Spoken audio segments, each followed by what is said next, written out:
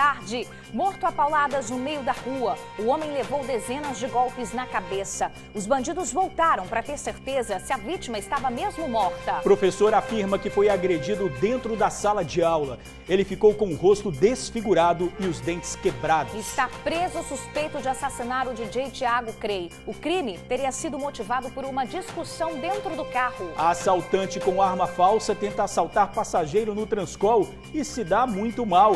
Ficou prisioneiro dentro do coletivo. Trocou São Paulo pelo Espírito Santo, trocou também de profissão e em meio ao verde, a Adriana toca um novo negócio. As plantas viraram fonte de renda e realização pessoal da empreendedora desta terça-feira.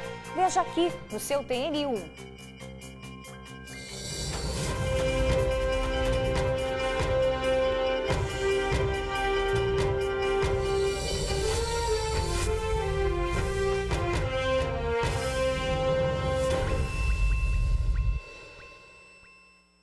Meio-dia, 1 minuto, o TN1 começa com imagens de uma morte brutal.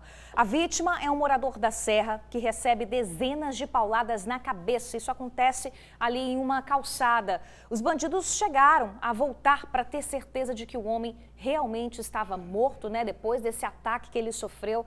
E aí, na volta, eles atacam novamente essa vítima que já está caída no chão. Pois é, ali do lado passavam várias pessoas, inclusive crianças, Bruna.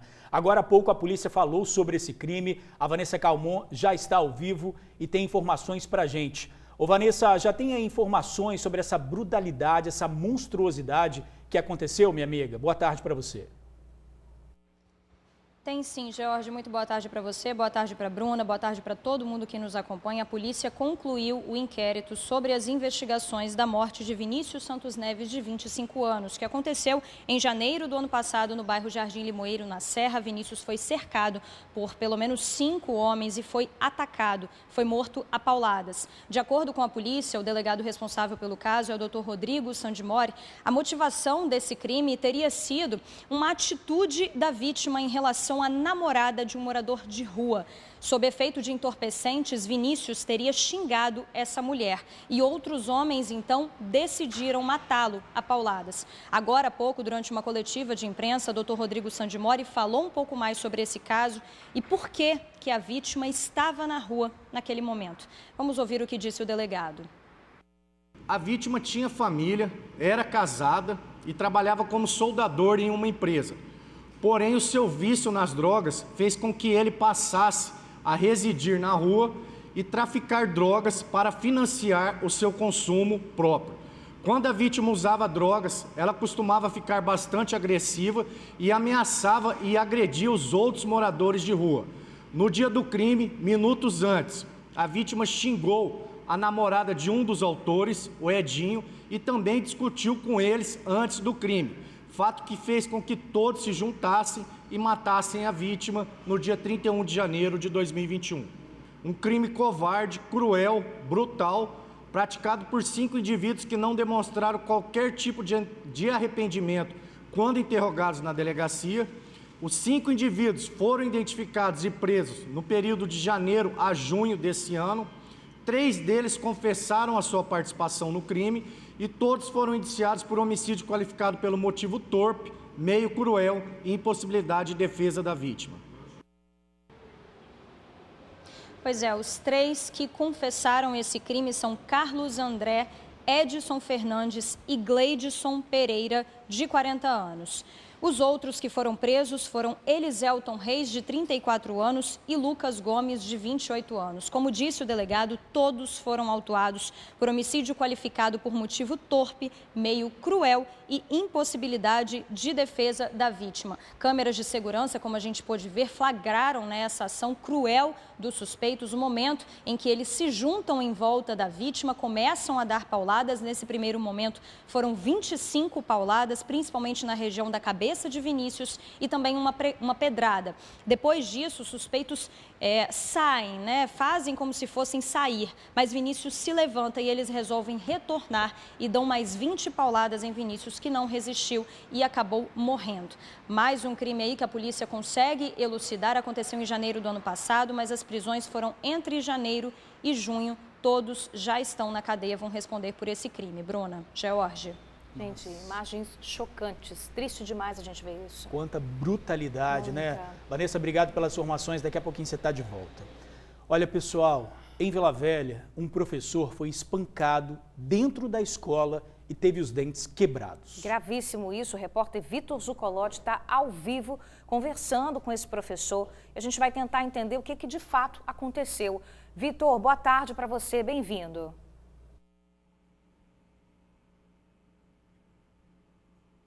Ei, Bruna, George, boa tarde para vocês, para todos que acompanham o TN1. Pois é, né? A gente estava falando de brutalidade aí desse caso que aconteceu e também agora brutalidade com quem educa, com o servidor da educação que atua como professor, coordenador numa escola em Vila Velha e que foi agredido por um aluno de 15 anos, de uma forma que ele nem esperava. Eu estou aqui com esse professor, ele prefere não se identificar, é por isso que a gente está dando essa oportunidade também de não identificá-lo. Eu queria que primeiro você contasse para mim como é que isso aconteceu. Foi uma atitude que você não esperava de um aluno de 15 anos, né? Boa tarde, obrigado por falar com a gente.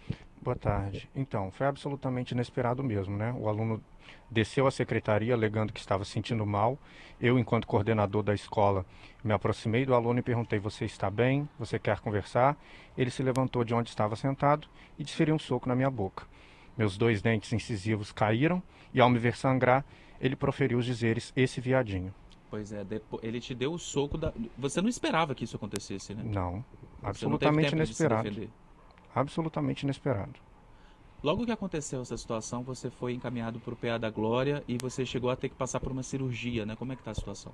Sim, né? Eu estou me medicando, né? Deram pontos na minha boca e esse foi o procedimento. Ainda me medico, ainda sinto dores e até agora é o que eu vou retornar aos médicos nos próximos dias para ver como que está meu quadro.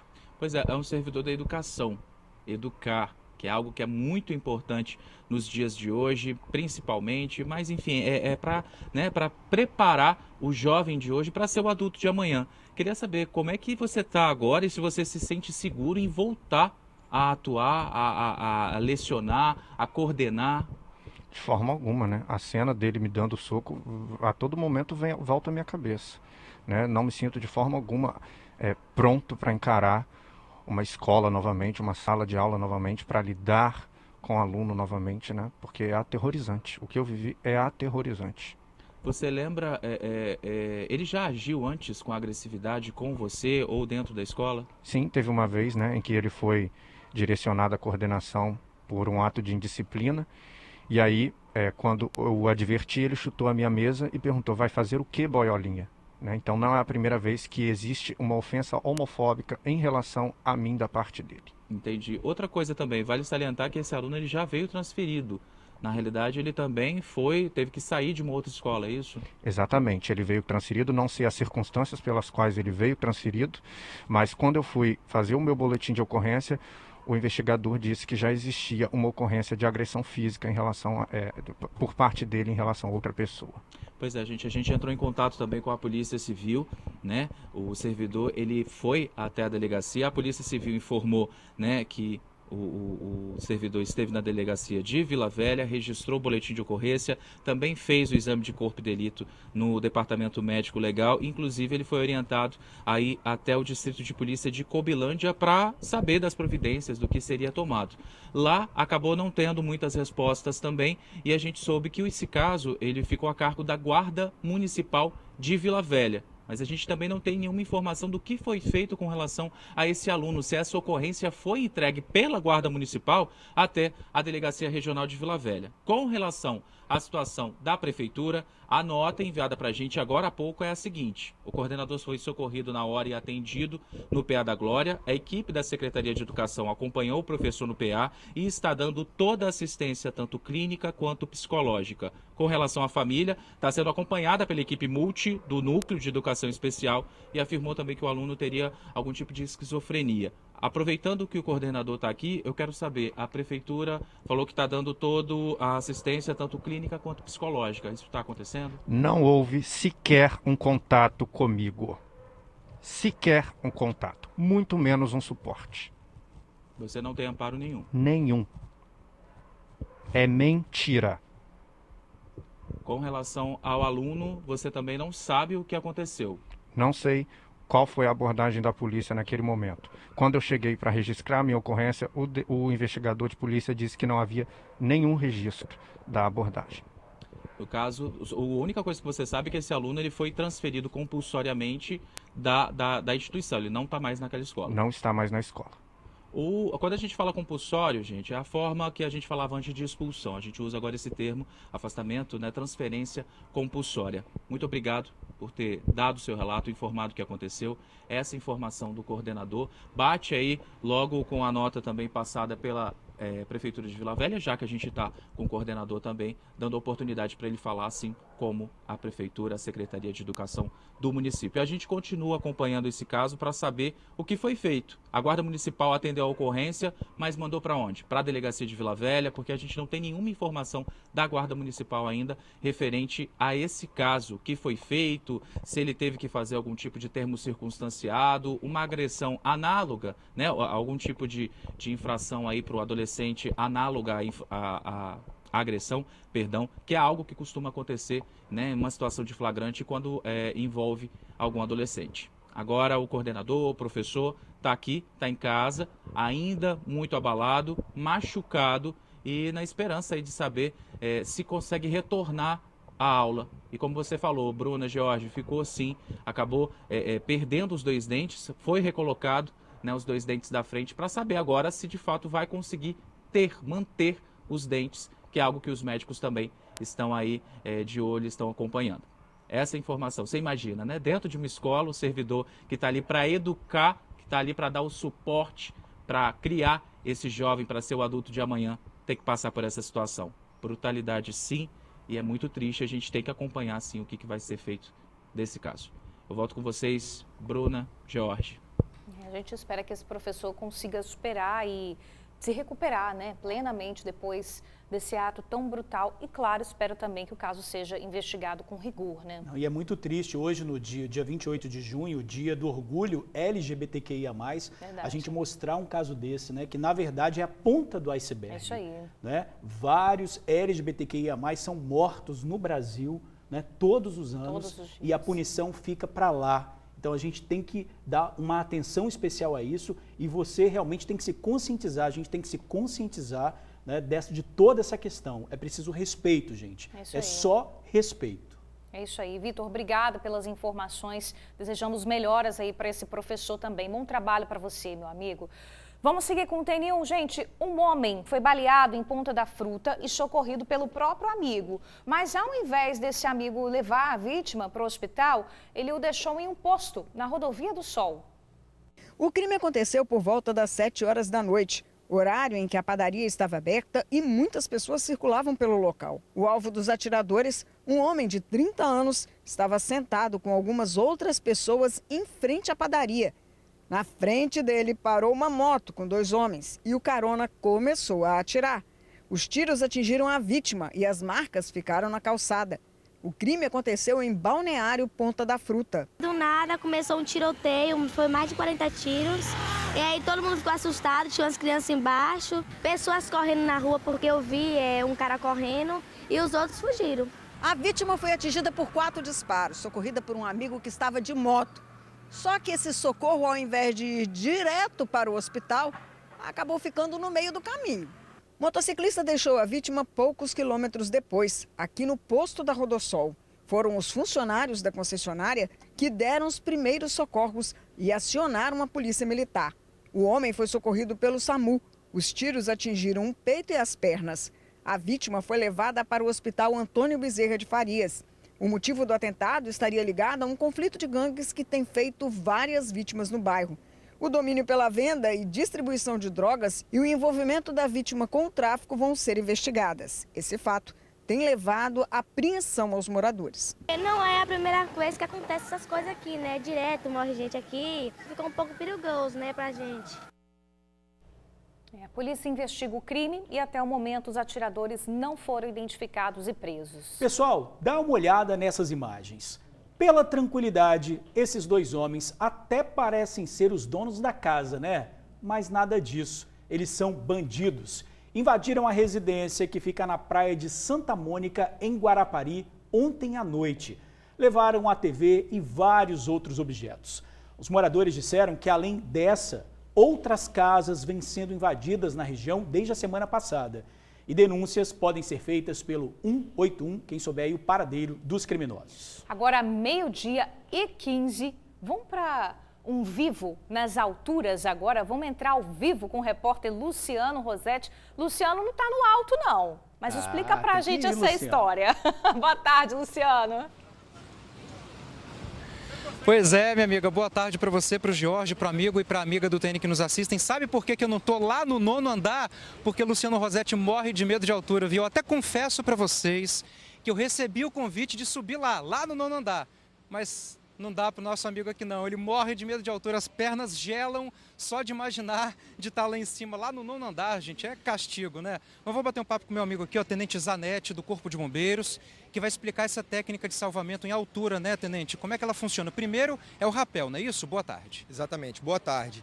A gente, tendo em vista a semana de prevenção, que antecede o dia 2 de julho, a gente organizou esse simulado, que é um resgate. A gente faz aqui 2 resgates.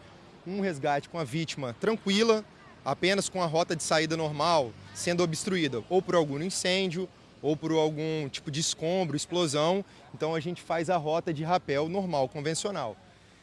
A gente vai descer então ali um operador do Corpo de Bombeiros, que ele é especialista em salvamento em alturas, e uma vítima que ela está tranquila. Ela só está em um local onde a rota normal, a rota de saída normal, ela está obstruída. Geralmente, assim, em que tipo de ocorrência esse salvamento acontece? Então, a gente faz esse tipo de salvamento em todos os casos onde que a rota principal ela seja obstruída ou em locais de difícil acesso. Local de difícil acesso, tanto em locais onde que pode ser prédios, montanhas, qualquer coisa do tipo, ou até mesmo quando for em riacho, em córregos, ponte, alguma coisa do tipo também. Qualquer tipo de altura mesmo, né? Qualquer tipo de altura. Esse aí a gente fazendo o rapel. E a gente vai simular também o resgate de uma vítima de múltiplas fraturas através de uma tirolesa. A vítima ela também está com a rota principal dela também está obstruída, sendo por um incêndio, alguma explosão, e no caso a vítima sofreu algum tipo de acidente. Então a gente precisa ter um pouco mais de cautela ao retirar a vítima do local, e a gente faz então aquela simulação ali, que é retirando a vítima imobilizada na maca. A gente observa aqui, né, amigo do TN, a gente dá para ver aqui, ó, o Nepô tá mostrando esses 2 tipos de salvamentos, né? Tem o rapel e tem também a tirolesa descendo ali com a vítima na maca. É um procedimento de alta segurança. Apesar do meu medo de altura, viu? É um procedimento de alta segurança. Vocês têm equipamentos que garantem essa mobilidade, essa segurança, tanto para a vítima quanto para o bombeiro também, né? Exatamente. A gente hoje, o Corpo de Bombeiros, ele tem aproximadamente 1.200 homens. E especialistas em salvamento em altura, a gente tem cerca de 40 homens. Então, aqui, todo mundo que está participando desse simulado é um simulado / treinamento para a gente. Por quê? É tanto uma apresentação, tendo a comemoração do dia 2 de julho e a semana de prevenção, quanto também uma ambientação da própria equipe com o local. Em caso de alguma ocorrência na Assembleia Legislativa hoje, todos os operadores eles já estariam mais ambientados com os pontos de ancoragem, que pode ser aqui de diversas formas, tanto o ponto de ancoragem do próprio local, do próprio prédio preparado para isso, ou algum meio de fortuna que a gente escolhe e utiliza para fazer essas rotas. Então, quer dizer, são procedimentos de alta segurança, né? Tem até o pessoal do bombeiro passando aqui em frente à Assembleia Legislativa nesse momento, né? São comemorações, né, Tenente, que fazem parte aí da programação de vocês treinam bastante, é um serviço muito específico que merece ser valorizado, né? Exatamente, são ocorrências que não ocorrem rotineiramente, então por isso ela requer mais treinamento. Não é uma coisa que se repete, então a gente precisa estar sempre preparado em caso de acontecimentos desse tipo de ocorrência, que são com um alto grau de perigo, apesar de a gente fazer tudo com segurança, é um alto grau de risco, então a gente tenta fazer esse tipo de treinamento frequentemente. Perfeito. Tenente Zanetti, do Corpo de Bombeiros, muito obrigado por suas palavras aqui ao vivo, pela coragem, pela demonstração, pelos simulados que aconteceram hoje, mas comigo não, filho, aqui é pé no chão, eu não tenho coragem não, mas valeu pela experiência e para mostrar também o trabalho excelente que o Corpo de Bombeiros faz sempre. Volto com vocês. Olha só, Luciano, ó, para você perder seu medo, olha para trás. A pessoa que estava sendo resgatada ali na simulação está chegando tranquilamente ali, ó. Olha lá, meu amigo, dava para você. Trabalho excelente, né, do Corpo de Bombeiros. Excelente. Numa Muito situação legal. de emergência, vai ter que descer de qualquer jeito, Luciano. Não vai ter ter que perder jeito. seu medo. Não tem como. Mas tá ali, legal, a simulação terminando agora. Corajosa. É bom. É muito bom para quem está passando, né, até ali na frente da Assembleia, para ver e reconhecer também o trabalho do Corpo Muito de bacana. Bombeiros. Muito bacana, Luciano. Obrigada aí pelas informações e agradeço também ao nosso entrevistado. Gente, a polícia prendeu o suspeito de assassinar o DJ Thiago Crey. Esse crime aconteceu em Vila Velha. O DJ foi morto a facadas no mês passado e o corpo foi abandonado num terreno baldio. Vamos chamar a repórter Vanessa Calmon, que traz as informações pra gente. Vanessa, a polícia divulgou o motivo do crime? Sim, Jorge, mais uma vez boa tarde para você, para a Bruna, para todo mundo que continua nos acompanhando de casa. A polícia disse que a motivação desse crime teria sido uma discussão entre a vítima e o suspeito que aconteceu dentro do próprio carro da vítima, no bairro Alecrim, em Vila Velha. A polícia contou que a vítima e o suspeito já se conheciam, inclusive uma conversa em um aplicativo de mensagens foi crucial para que a polícia conseguisse chegar até esse suspeito. Na conversa, eles tinham marcado um encontro e foi nesse encontro que tudo aconteceu. De acordo com a polícia, dentro do carro, eles começaram uma discussão por conta de um celular e o autor do crime, né, confesso, inclusive, teria pego uma faca que estava dentro do veículo e começou a desferir vários golpes contra o DJ Thiago Crey. O delegado responsável por esse caso deu uma coletiva de imprensa agora há pouco e falou mais detalhes sobre esse crime. Vamos ouvir o que ele disse. Conseguimos localizar esse indivíduo próximo de sua residência, né, e as investigações indicaram que ele marcou um encontro com o Thiago. Thiago foi até a casa, próximo da casa desse executor. Depois eles foram para um local já conhecido desse autor do crime. Lá eles passaram a utilizar entorpecentes e, segundo até o executor, houve uma discussão no interior do veículo relacionada à utilização de um telefone celular. E, em razão disso, segundo até o executor, ele não levou uma faca, mas tinha uma faca do lado do carona. Ele pegou essa faca, desferiu alguns golpes contra o Thiago, iniciou uma luta corporal no interior do veículo. O Thiago, segundo o executor, também tomou essa faca, deu uma facada na perna dele, inclusive há marcas no corpo desse assassino. E ele retomou a faca, acabou de dar os golpes. Thiago saiu do veículo, continuou tomando golpes de faca e depois se jogou no mato. Esse indivíduo ele foi para o lado do motorista, pegou o veículo do Thiago e fugiu e estacionou esse carro próximo de sua residência. Pois é, esse carro foi encontrado pela polícia no dia seguinte no bairro Alecrim, em Vila Velha, próximo ao local onde o corpo de Thiago foi localizado no dia 10 de maio. A polícia divulgou também imagens de vídeo monitoramento que mostram o autor desse crime passando com o próprio carro da vítima por uma rua em direção ao bairro Alecrim, onde esse carro foi abandonado, e em seguida esse autor volta a pé. Essas imagens de vídeo monitoramento também foram muito importantes durante a investigação. A polícia não divulgou o nome desse suspeito, mas disse que ele tem 21 anos e não teria passagens. Ele, de acordo com a polícia, confessa o crime, conta toda essa dinâmica que o delegado acabou de explicar, que eles entraram em uma discussão por conta de um celular dentro do carro, que o autor viu uma faca dentro do veículo e começou a golpear a vítima. A vítima ainda conseguiu pegar essa faca, também golpeou o autor, mas que no fim das contas o Thiago, acabou sendo assassinado. Inclusive, ele disse ao delegado que já estava esperando por essa prisão porque estava acompanhando até mesmo na mídia as matérias sobre o crime, mas ele não se apresentou na delegacia e esperou que a polícia o localizasse. Bom, esse autor desse crime vai ser indiciado por homicídio qualificado, sem possibilidade de defesa ali naquele momento da vítima, um motivo torpe, por discussão, e agora as investigações continuam, mas a princípio a polícia está descartando a questão de um crime premeditado. A polícia acredita que, de fato, houve uma discussão ali e, no calor do momento, aconteceu esse assassinato. Mas a polícia descartou, nesse primeiro momento, então, que esse encontro entre o autor e a vítima já tivesse sido com esse intuito de acontecer um assassinato ali naquele momento. Mas, como eu disse, as investigações vão continuar e outras informações a gente traz aqui no TN. Bruna, George. Claro, combinado, morto por causa de um celular, né?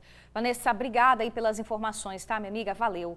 Agora, 12h15, a gente tem um alerta muito importante para fazer para você. O que você faz com as embalagens das encomendas que chegam pelos correios? A gente compra muita coisa pela internet. Normalmente, você joga tudo no lixo junto com a nota fiscal? Pois é o que todo mundo faz, né? Gente, se sim, cuidado. Golpistas estão contratando moradores em situação de rua para pegar essas notas com todas as suas informações pessoais e cometer fraudes, isso mesmo. Aqui no estado, uma quadrilha foi presa usando dados das vítimas para abrir contas em bancos. Na mesa, só algumas das diversas identidades irregulares que a quadrilha ia começar a usar aqui no estado. Os dados verdadeiros, de pessoas que existem, mas na fotografia, a cara do falsário, que a gente não pode mostrar. E assim eles agiam. Esse falsificador, ele compra dados das vítimas, uma média de R$50, falsifica as carteiras de identidades, ao menos nesse caso que nós estamos investigando, e as revende por R$250. Assim, a quadrilha de Minas Gerais conseguia contratar linhas telefônicas com endereços aqui do Espírito Santo. A intenção era abrir contas bancárias e foi assim que o trio foi detido. Um deles era o chamado olheiro, que ficaria ao redor do banco ou do estabelecimento comercial para verificar se não tinha nenhuma ação, movimentação da polícia. E os outros dois, um casal, um homem e uma mulher, esses sim estavam portando os documentos falsos, eles é que iriam adentrar nas agências bancárias, eles é que entrariam no comércio para fazer as compras.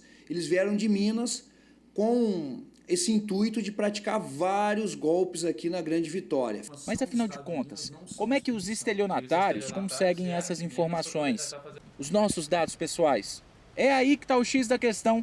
Há outras quadrilhas que estão vendendo essas informações. Uma das vítimas, por exemplo, ela queria fazer um empréstimo pessoal com um juro mais barato, passou toda a documentação para essa empresa e não percebeu que estava entregando dados a golpistas. Existe uma outra forma também dos estelionatários conseguirem os seus dados pessoais.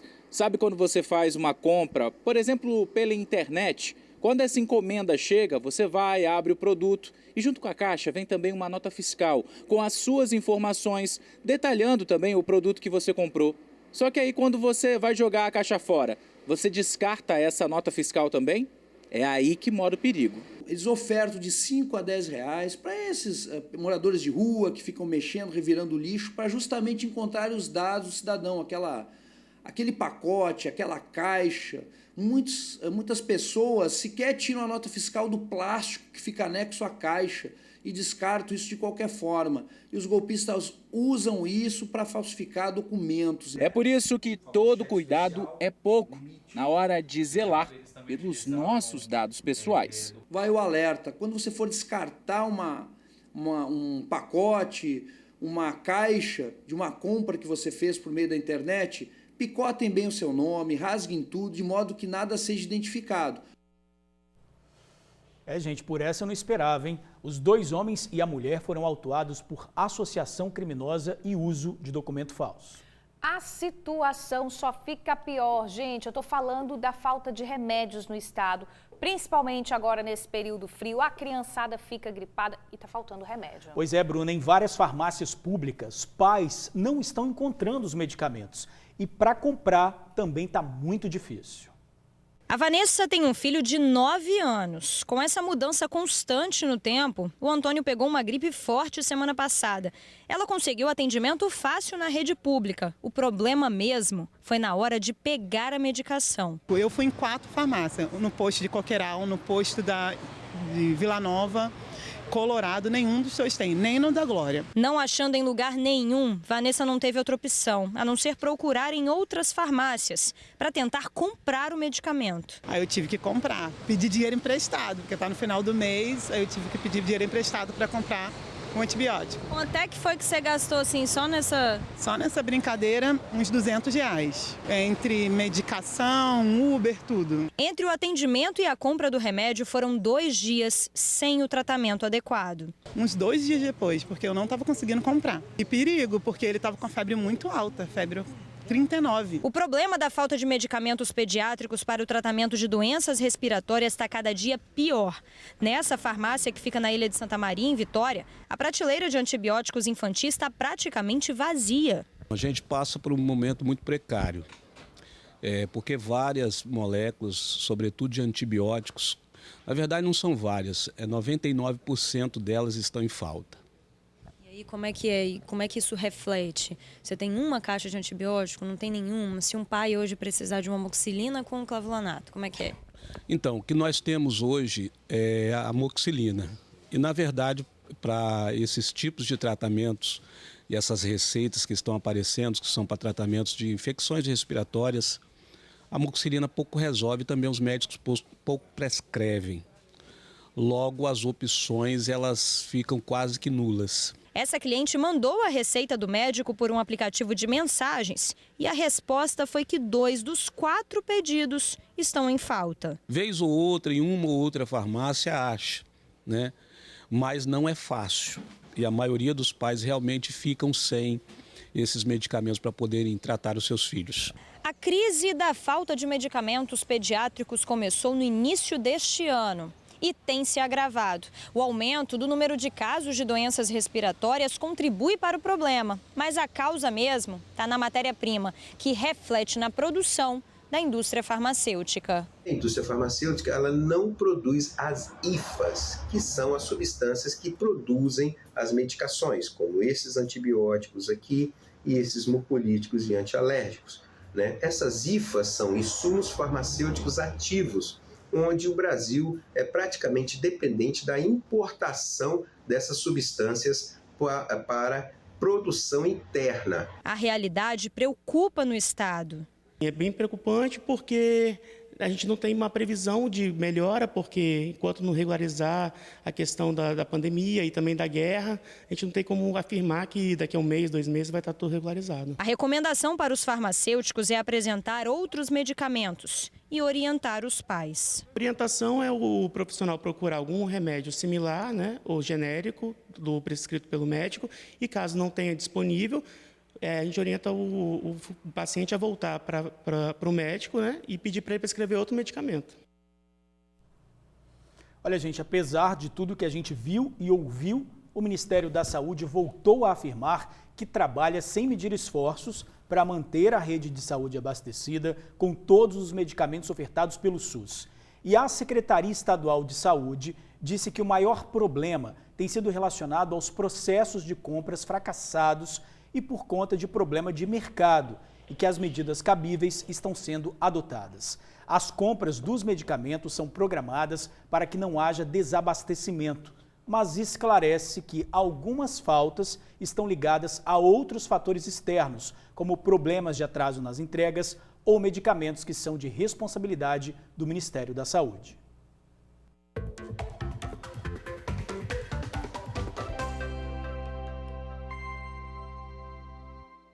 Vamos falar de oportunidade, de qualificação.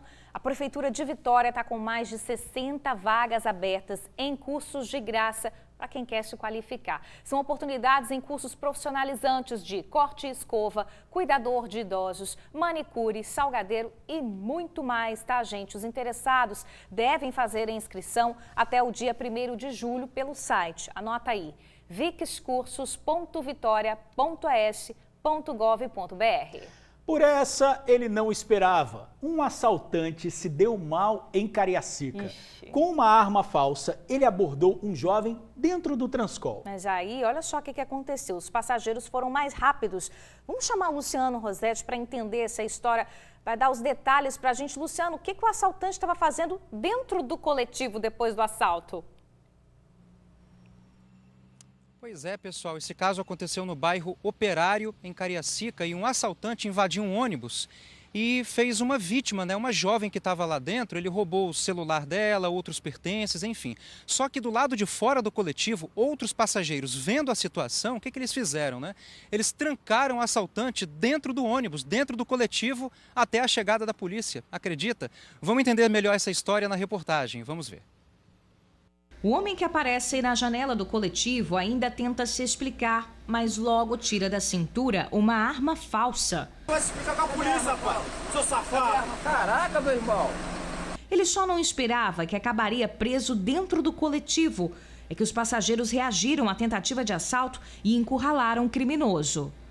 Assaltou um passageiro dentro do ônibus aqui agora e os passageiros, o motorista encurralou ele dentro do ônibus aqui no bairro Operário. A polícia militar foi acionada e tirou o assaltante de dentro do coletivo. Ele foi levado para a delegacia e agora, ao invés de ficar preso dentro do ônibus, ele vai ficar preso na cadeia. Pois é, que coisa inusitada, né?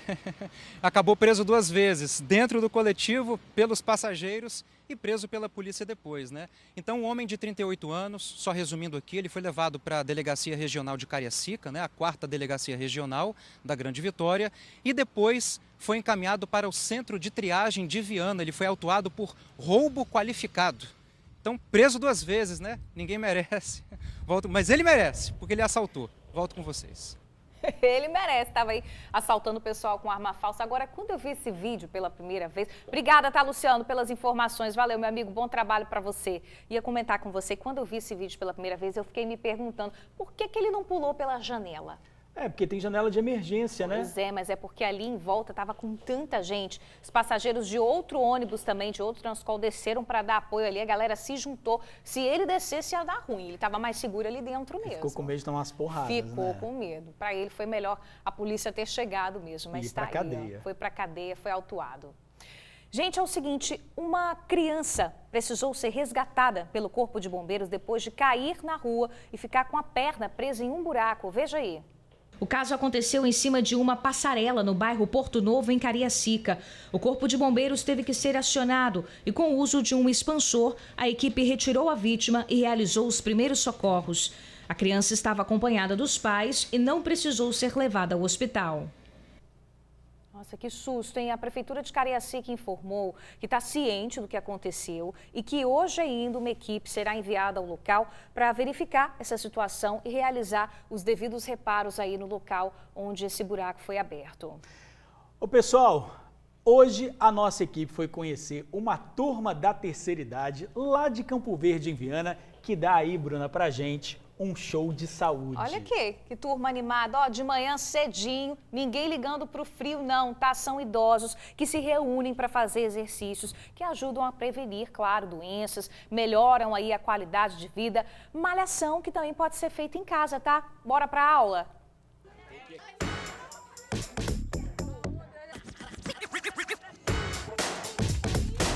Bora se mexer? Vamos balançar os esqueletos, né, Dona Graça? Dona Graça, aqui ó. Sim. Dona Graça, cheia de graça. Cheia das graças, todas as graças é minha. Bom dia. Bom dia. Começar o dia com exercício é bom, né? Ótimo. É maravilhoso, é tudo de bom.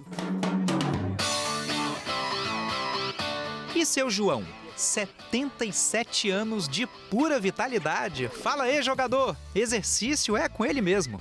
Jogador. Ó, tá com uniforme e tudo. Já fui jogador. Agora tá fazendo exercício de novo aqui, relembrando alguns aquecimentos, né? Fazendo exercício de novo, porque o que acontece? Eu fui para a idade de 77 anos que eu tenho, aí nesses 77 anos tenho acompanhado as aulas dos professores, principalmente na televisão, aí eles têm falado que o exercício é bom para aquecer os músculos, para não se enferrujar. É o que eu faço. Aí... Aquecer igual esse nosso amigo aqui, ó, igual o seu Antônio aqui, ó, aquecendo tudo, ó, pra não enferrujar, né, seu Antônio? É, exatamente. Seu vizinho falou que é pra não enferrujar. Não enferruja não, né? Não, não enferruja, e quem tiver com dor na coluna, ele vai ficar livre, porque eu fiquei...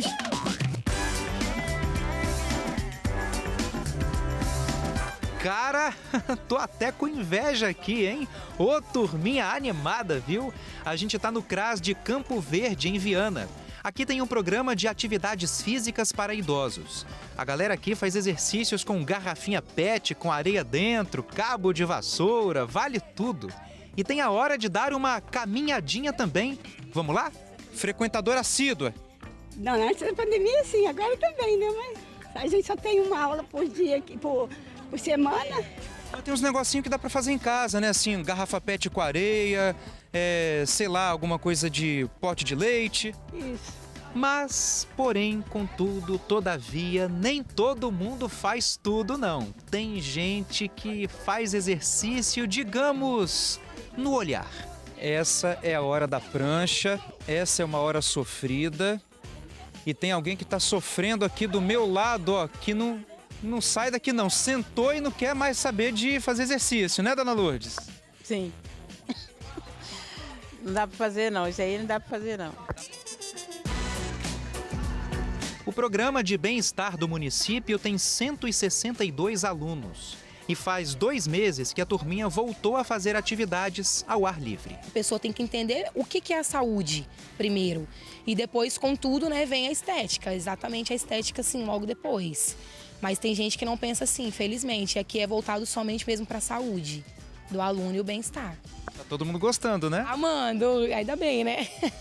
Bom, a aula tá acabando já, passa rapidinho, né? E tem gente querendo correr, viu? Eu disse que a aula tá acabando, não que já acabou. Dona Zeli, tô de olho na senhora, hein? Não tem mais colchão.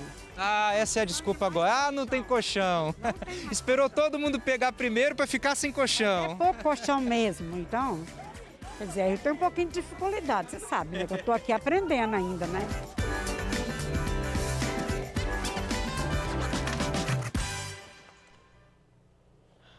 Adorei a tática da dona Zeli. Olha, eu entendo muito bem a dona Maria na hora de fazer a prancha. Difícil, porque né? ontem eu fui fazer, parecia um terremoto. Olha! O corpo não estava aguentando, tremia tudo. Tremia o seu tudo. Antônio, Bruno, acho que se juntar nós dois, não dá meio seu Antônio. Não dá meio seu Antônio. E ele deu uma dica importante, quem está com dor nas costas, dor na coluna, pode fazer aquele exercício que dá uma melhorada. Gostei da dica, seu Antônio. Olha lá, ó, de camisa amarela, ele quer seu Antônio. Ó. Você não levanta a perna assim. Reforçar. O que é para eu fazer? É para remar. Remar? Aqui, ó, para a câmera 2, Jossi. Mais forte? Não, vou ficar sem fôlego, não dá não. Acelera. Seu Antônio é muito Não mais dá, rápido não. que você. Bota a perna lá em cima, ó. Aquele teste de equilíbrio que a gente fez aqui, seu Antônio ia tirar de letra. Só eu, né? É só eu, né, Bruna? Gente, vivendo e aprendendo, né? Como disse a dona Zeli. O que importa aí é que a dona Zeli está investindo em saúde, todo mundo aí está investindo em saúde. Ó, uma atenção, o CRAS de Campo Verde fica na rua São Francisco, pertinho da Secretaria de Defesa Social de Viana. Vai todo mundo para lá fazer exercício. Muito bom, bora cuidar da saúde.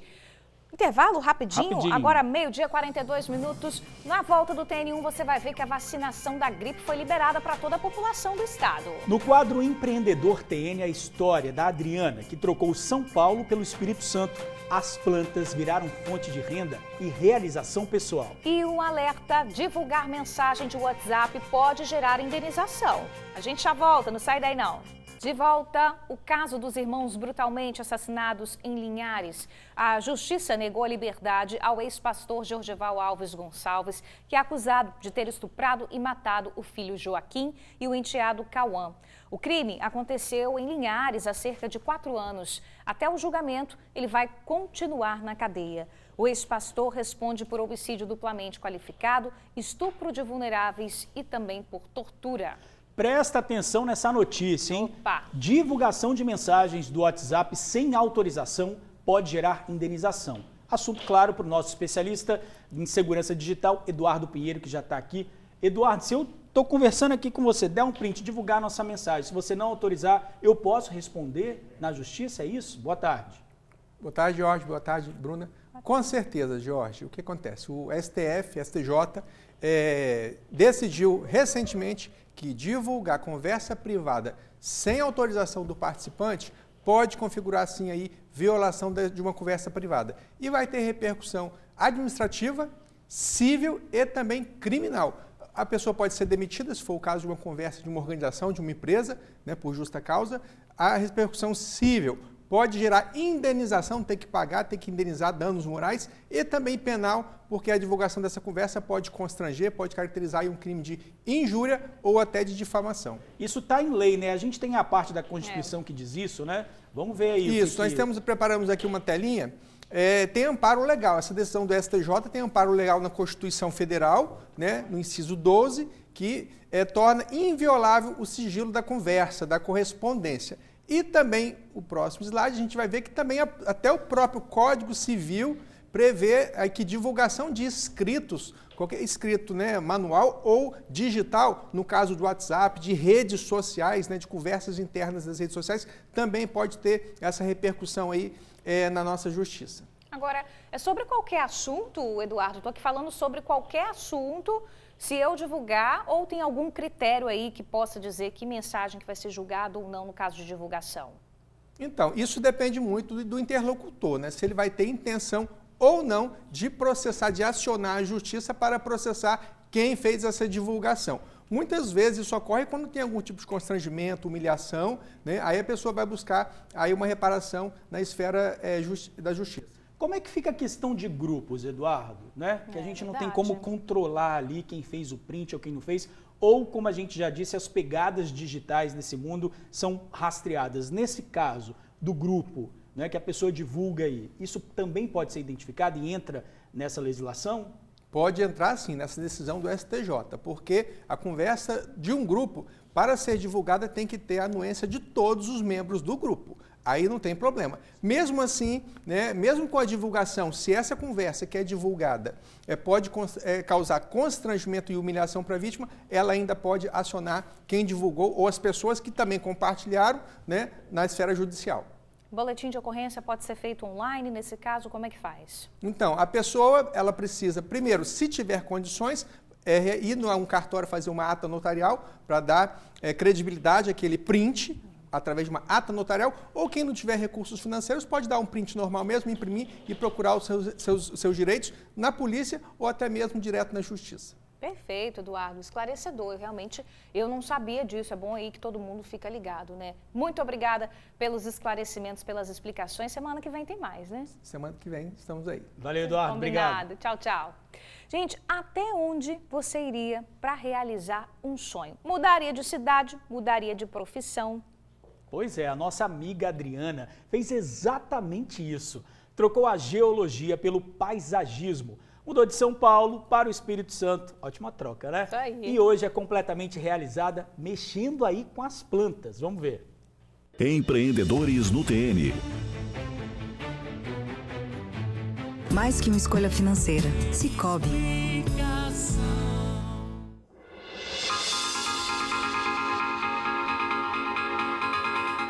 É mais do que um trabalho, é a realização de um sonho.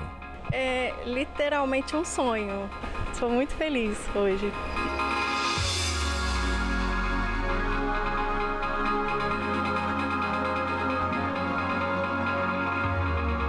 Adriana é geóloga de formação e paisagista de coração. Quando surgiu a oportunidade de sair da geologia para mexer com plantas, ela não pensou duas vezes. Eu sou formada em geologia, né? E aí pelas voltas que a vida dá, eu acabei ficando, o que eu vou fazer da vida? Que eu fui para o interior de São Paulo, tal, não tinha nada para geologia lá, e eu literalmente sonhei que eu estava trabalhando com planta. E aí eu corri atrás, descobri que tinha um curso em São Paulo de paisagismo mesmo, um curso técnico de 2 anos, eu fiz e desde 2018 me descobri como paisagista. Sou muito mais feliz do que quando eu era geóloga, com certeza.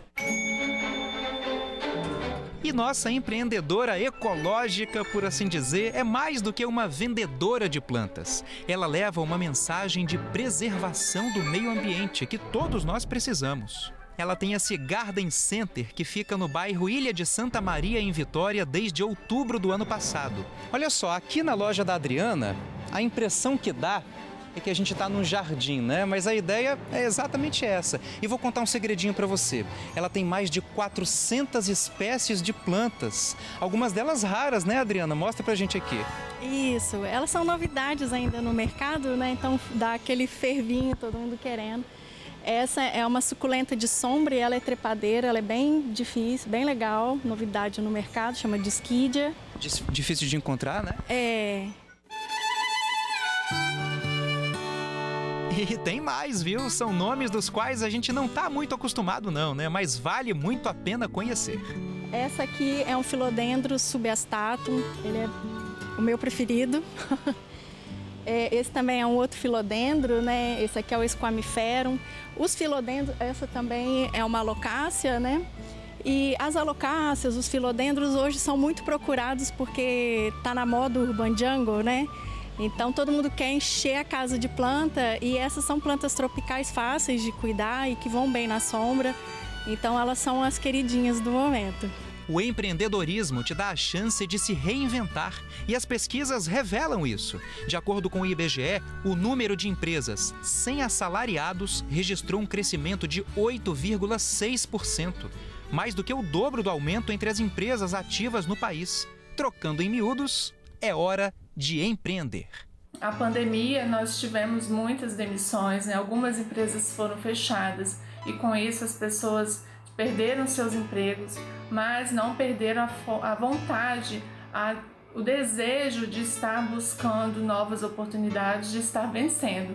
Assim como muitos empreendedores que estão buscando desafios, né, nós também temos pessoas que têm medo às vezes de empreender, né, por achar que é difícil, realmente é muito difícil, não é fácil, mas o desejo, né, a vontade, a força de vontade, ela faz toda a diferença nesse momento. E fazer tudo isso dentro da área que você gosta é ou não é um sonho, Adriana? É realização de sonho mesmo, acho que não dá para definir muito com outras palavras não, assim, é muito prazeroso. Às vezes eu tô lá dentro do escritório fazendo um projeto, eu vou ficando meio estressado, falei, vou lá fora, aí eu venho com minha tesourinha, vou podando, vou aguando, aí dou aquela acalmada e volto lá pra dentro para continuar trabalhando, é bom demais.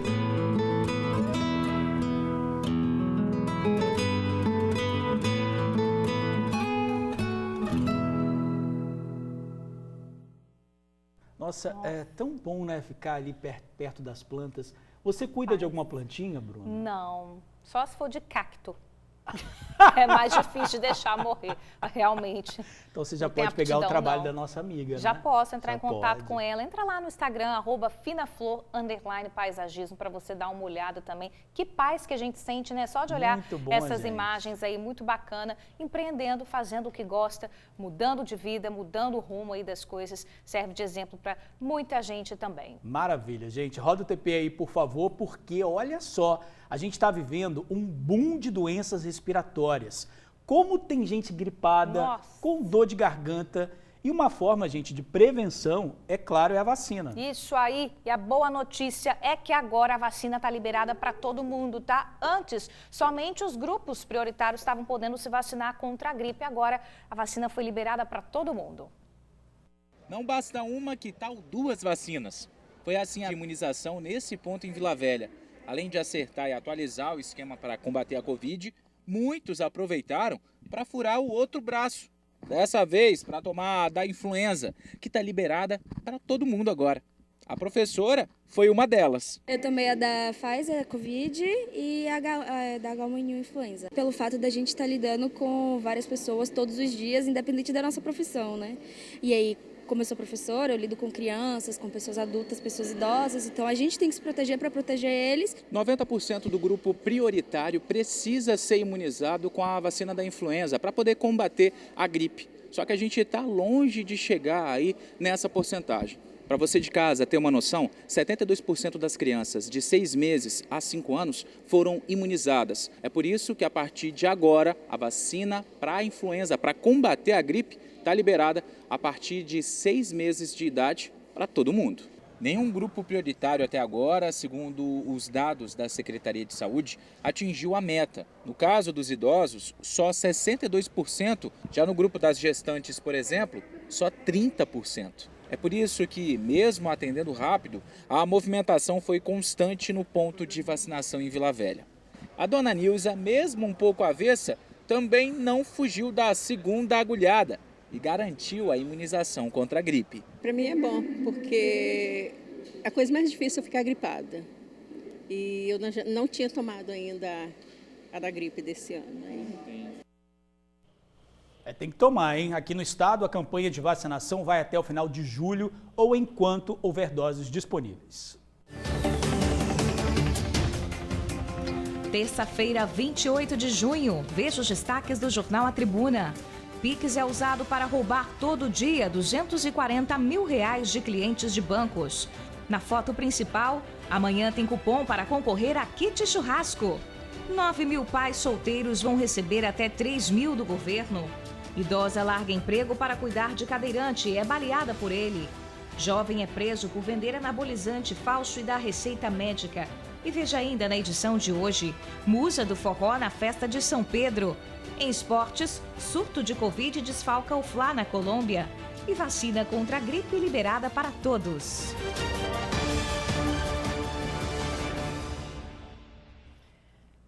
Pausa rapidinho no TN1 e a seguir vocês lembram que ontem a gente mostrou a história do seu Paulo Henrique, que mesmo aí com uma doença grave, com dificuldade para respirar, ele foi lá dançar a valsa com a neta dele. A gente, claro, foi conhecer seu Paulo pessoalmente. Mas seu Paulo não se entrega não, tá? Foi ao aniversário de 15 anos da neta e dançou a valsa com a jovem. A gente vai ver já já. Estamos de volta agora, 1h. Vamos contar a história do seu Paulo, gente, em detalhes? Ele tem uma doença genética que dificulta a respiração e a locomoção. Ele chegou a ser desenganado aí pelos médicos. A gente sabe que são limitações que poderiam impedir o aposentado de sair de aniversários, festas. Bom, poderiam, né? Porque o seu Paulo sempre dá um jeitinho de estar presente, tá? E nesse fim de semana, mesmo com respirador e também numa cadeira de rodas, ele dançou com a neta a tão sonhada valsa de 15 anos. A gente, claro, foi lá conhecer seu Paulo. Roda aí.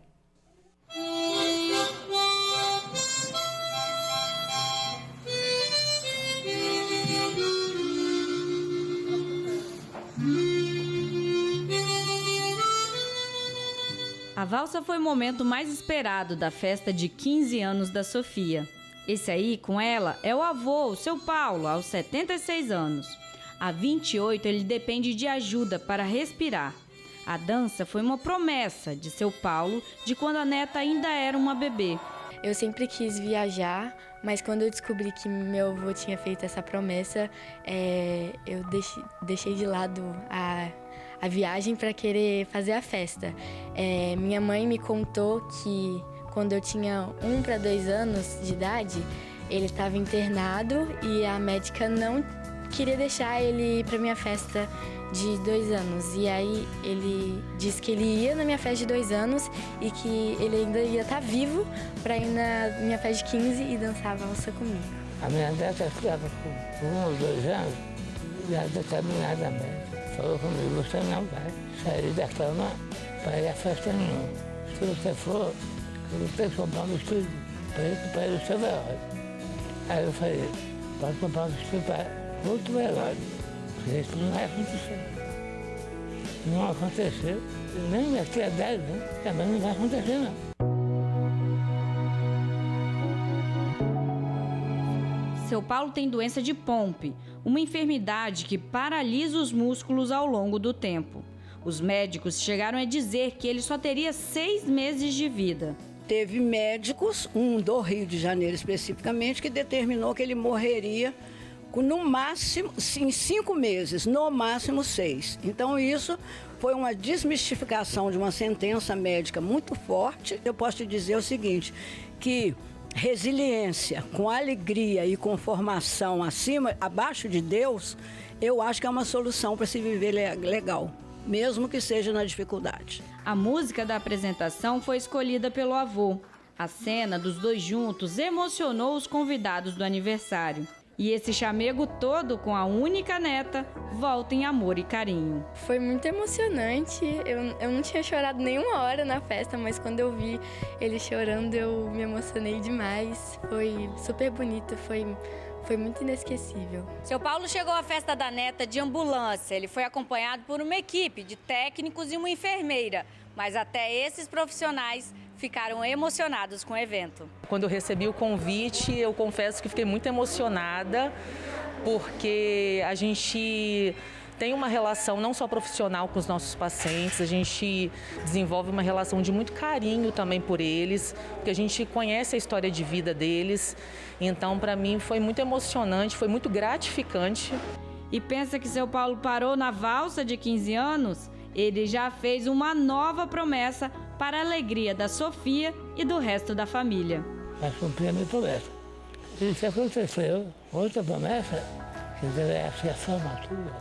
Logo após a noivar. Em casar eu vou também. Eu diria que ele é o Highlander, entendeu? Acho que Deus não quer ele lá em cima, não. Quer ele perto da gente.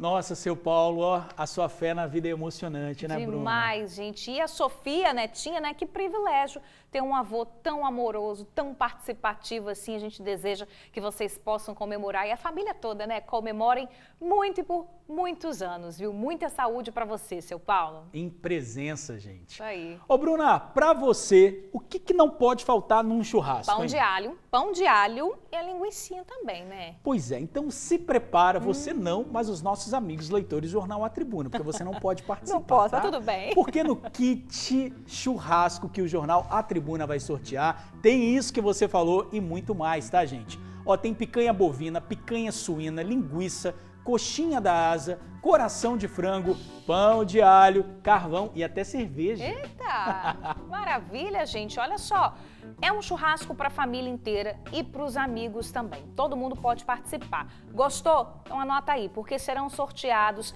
6 kits churrasco com tudo isso que o Jorge falou. E o primeiro cupom para você concorrer será publicado na edição de amanhã, Opa! tá? A edição de amanhã do Jornal A Tribuna. Você faz o seguinte, recorta, preenche tudo direitinho e deposita numa urna. E aí, ó, só cruzar os dedos e torcer. Churrascão, hein? Churrascaço, o primeiro sorteio acontecerá no dia 7 de julho, ao vivo, aqui no TN1, tá? Esse aí é um sorteio massa. Esse Muito. aí, quero participar. Quem ganhar tem que convidar a gente pro churrascão. Isso aí, pode convidar. 1h06, hora de encerrar o TN1 desta terça-feira. Beijo enorme pra vocês. Hoje à noite tô no TN2, tá? Até mais tarde. Valeu, gente. Obrigado pela audiência. A gente espera amanhã, meio-dia, tá? Até lá. Beijo, tchau, tchau.